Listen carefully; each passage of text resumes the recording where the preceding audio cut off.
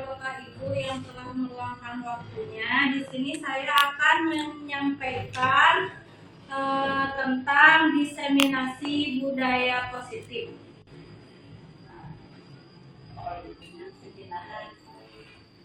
Di sini konsep-konsep kunci dalam modul budaya positif ada 7 diantaranya. Yang pertama yaitu perubahan paradigma belajar. Yang kedua adalah disiplin positif. Yang ketiga motivasi perilaku manusia. Keempat ada kebutuhan dasar. Kelima posisi kontrol. Keenam keyakinan kelas. Dan yang terakhir yaitu segitiga restitusi. Selanjutnya di sini ada pertanyaan pemantik ya Bapak Ibu. Apakah Anda setuju dengan pernyataan ini? Hukuman dapat mendisiplinkan anak. Apakah Bapak Ibu setuju? Setuju. Setuju. Yang kedua, pemberian hukuman dengan hal positif, misalnya seperti disuruh membaca atau membersihkan halaman sekolah, dapat meningkatkan disiplin anak. Setuju? Iya. Setuju. Setuju. Yang ketiga, memberi penghargaan dapat meningkatkan motivasi belajar anak. Setuju Bapak Ibu? Setuju. Ya, kadang-kadang kalau anak-anak misalkan sudah berhasil, kita perlu memberi penghargaan kepada anak tersebut supaya mereka itu lebih bersemangat lagi di dalam belajar. Ya.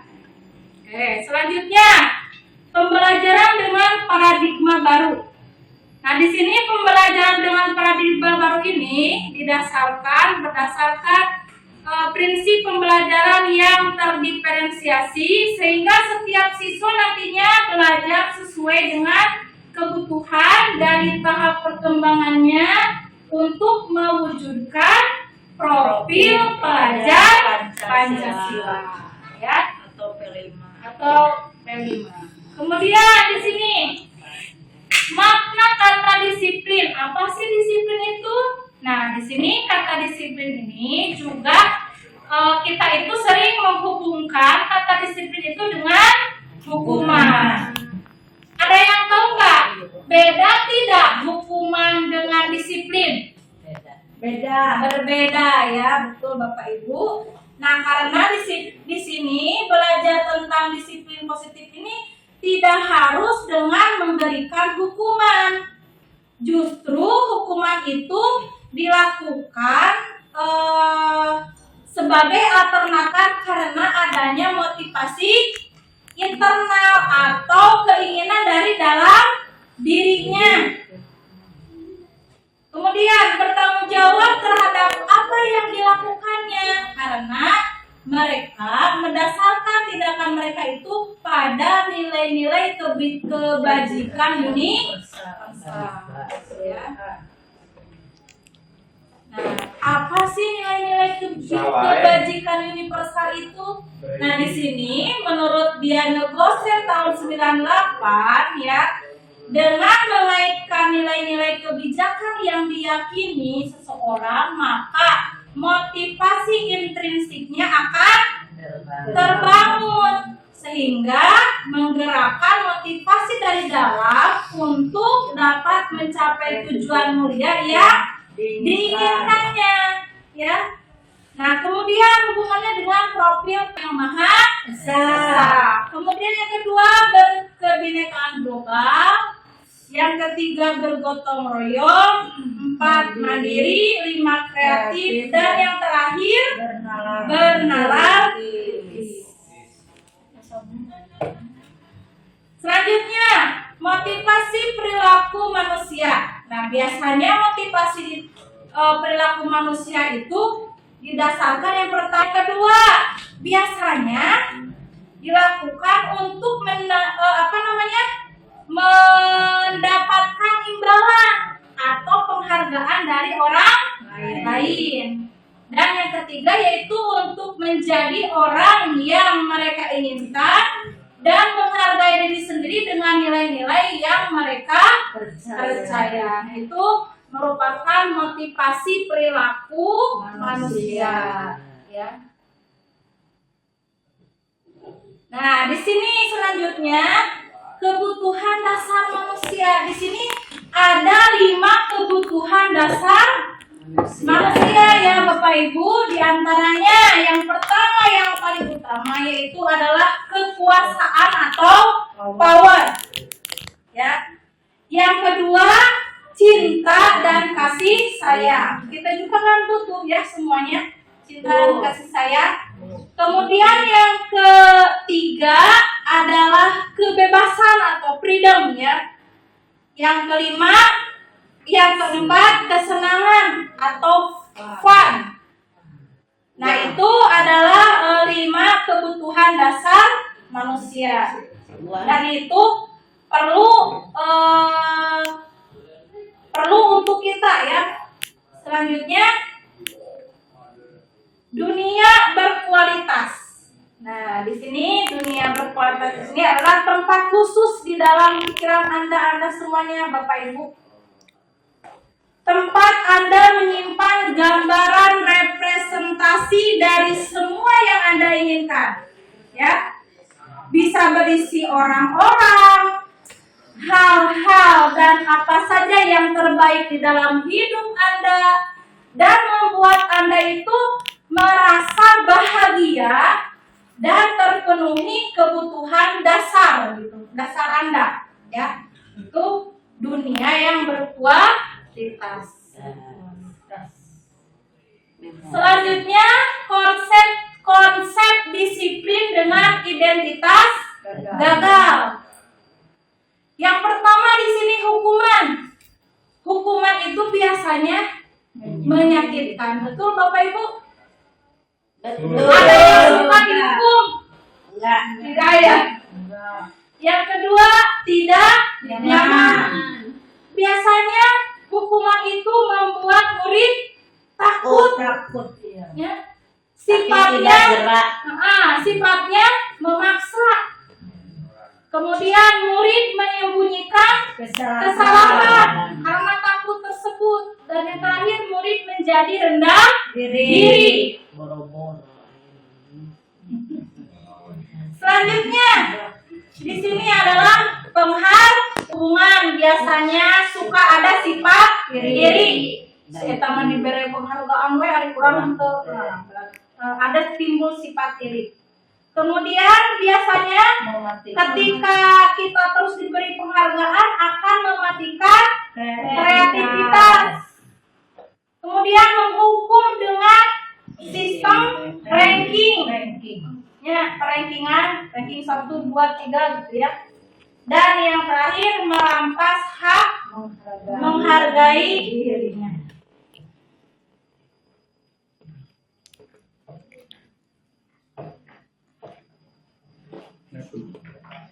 Selanjutnya konsep disiplin. Di sini sudah tadi ya. Monitoring yang berkelanjutan ya. Jadi kalau tidak dimonitoring biasanya berhenti di tengah jalan nantinya. Kemudian yang ketiga stimulus atau respon. Dan yang keempat murid menghormati peraturan. Terakhir kehilangan waktu untuk merenungi kesalahan karena jangka pendek di sini. Nah, yang ketiga adalah restitusi. Restitusi di sini biasanya murid akan bertanggung jawab untuk perilakunya. Yang kedua, fokus akan pemecahan masalah jangka panjang. Yang ketiga, murid menghormati dirinya, juga menghormati orang lain.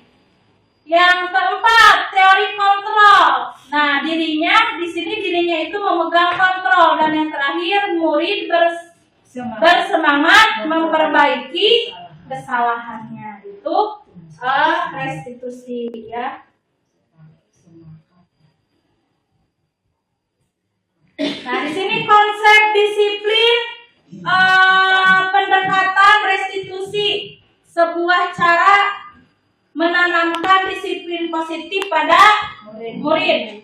Pengertian restitusi. Nah, di sini restitusi itu adalah proses menciptakan kondisi bagi murid untuk memperbaiki kesalahan mereka sehingga mereka itu bisa kembali pada kelompok mereka dengan karakter yang lebih kuat ya. Itu menurut dosen tahun 2004. Ciri-ciri restitusi di sini.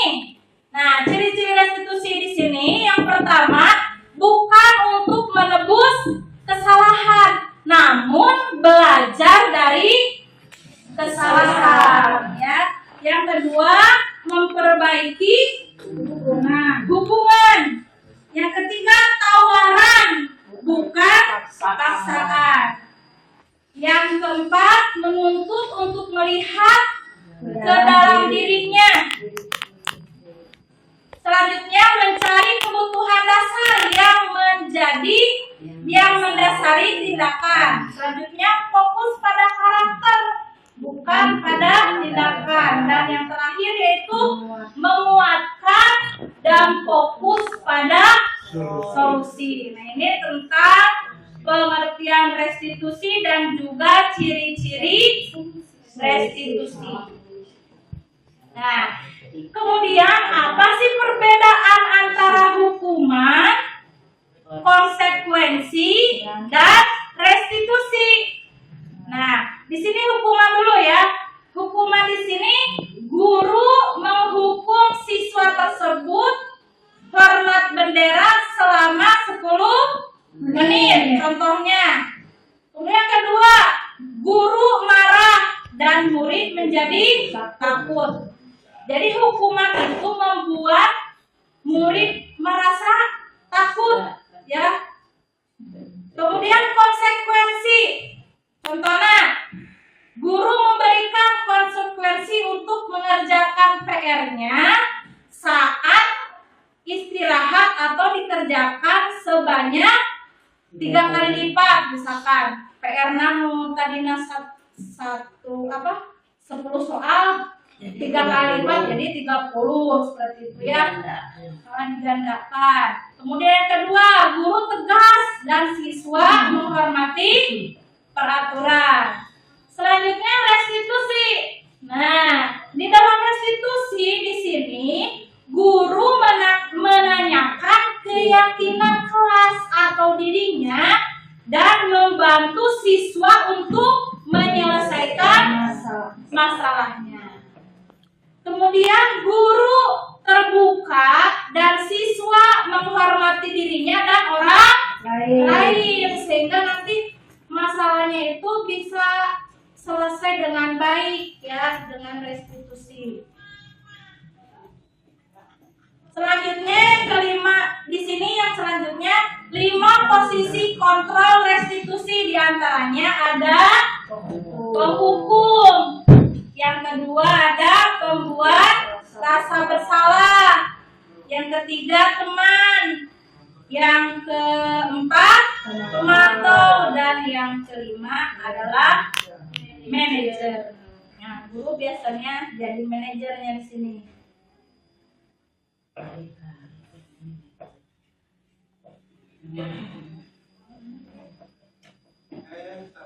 Selanjutnya contoh 5 posisi kontrol di sini. Kasus siswa tidak memakai sepatu saat upacara bendera ya. Nah, di sini penghukum. Patuhi aturan sekolah lalu berdiri di depan barisan. Pembuat rasa bersalah. Berapa kali Bu Guru harus memberitahu kamu? Bu Guru kecewa sama kamu. Teman, ayolah yang tertib, buat Bu Guru bangga. Kali ini tidak apa-apa kamu salah. Guru sebagai teman, ya. Kemudian guru sebagai pemantau. Kamu sudah melanggar apa peraturan dan konsekuensinya. Nah, guru sebagai manajer, apa kamu tahu kesalahanmu? Kira-kira bagaimana kamu memperbaiki kesalahan ini? Nah, ini contoh 5 penerapan posisi kontrol. Jadi, guru itu bisa sebagai penghukum, pembuat rasa bersalah, bisa juga kita itu sebagai teman, sebagai pemantau juga sebagai manajer ya. Nah, kegiatan membuat keyakinan kelas. Guru bersama siswa membuat keyakinan kelas. Di sini yang pertama berarti berdiskusi dulu tentang peraturan. Yang kedua merumuskan peraturan menjadi keyakinan. Kemudian nanti keyakinan kelas itu ditempel di dinding kelas. Ya. Bagaimana pembentukan keyakinan kelas? Nah, di sini lebih abstrak dari peraturan. Kemudian berupa pernyataan yang universal, dibuat dalam bentuk positif. Kemudian sedikit saja agar mudah diingat oleh siswa. Kemudian sesuai dengan kondisi kelas dan sekolah agar mudah diterapkan. Dan yang terakhir, semua warga kelas atau sekolah dilibatkan saat membuat. Jadi benar-benar kalau keyakinan kelas itu dibuat oleh warga kelas tersebut. Ya. Selanjutnya segitiga restitusi. Segitiga restitusi di sini adalah suatu proses dialog yang dijalankan oleh guru agar dapat menghasilkan murid yang mandiri dan bertanggung jawab. Yang pertama di sini dari segitiga restitusi itu, yang pertama adalah menstabilkan dulu identitas, ya. Yang kedua, langkah yang kedua yaitu validasi tindakan yang salah, dan yang terakhir adalah menanyakan keyakinan. Ya. Dalam penerapan program disiplin positif di sini hendaknya guru memiliki standar kepribadian, kemudian profesional dan sosial yang baik, di mana guru ini nantinya akan mampu berefleksi pada posisi kontrolnya saat ini, bagaimana perjalanan dirinya sebagai seorang among atau posisi manajer yang menuntut murid menjadi insan yang mandiri, merdeka, bertanggung jawab. Ini standar menurut standar nasional pendidikan, ya.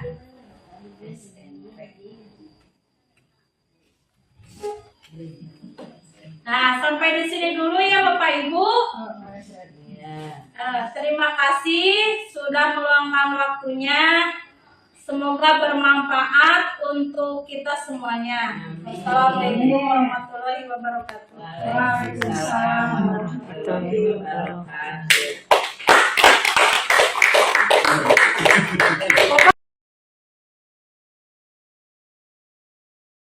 Bismillahirrahmanirrahim. Assalamualaikum warahmatullahi wabarakatuh. Saya Desi Fitria Wulandari. Saya adalah rekan kerja dari Bu Sri Hayati, calon guru penggerak angkatan 10. Beberapa waktu yang lalu Bu Ai telah menyampaikan dan memberikan paparan kepada kami terkait disiplin positif. Saat itu kami menerima banyak pengetahuan, terutama terkait seperti posisi kontrol guru, kemudian ada tentang apa arti disiplin, kemudian tentang restitusi, dan masih banyak yang lainnya. Alhamdulillah, ini adalah sebuah penyegaran bagi kami bagaimana cara untuk menyelesaikan ya berbagai permasalahan yang akhir-akhir ini sering kami hadapi sebagai guru, terutama tentang aplikasi dari restitusi di kelas terhadap siswa yang bermasalah. Mudah-mudahan ini menjadi sebuah semangat bagi kami untuk melaksanakan berbagai hal yang disampaikan oleh Ibu Wangi tersebut, yang pada akhirnya kami bisa membuat bagaimana sekolah kami memiliki budaya positif ya, terkait banyak hal, terutama kami ingin mengenai keagamaannya, kemudian ketertibannya, kenyamanan, keamanan, dan seterusnya. Demikian, Bu Ai tetap semangat, maju terus pada CGP Angkatan 10 ini. Assalamualaikum warahmatullahi wabarakatuh.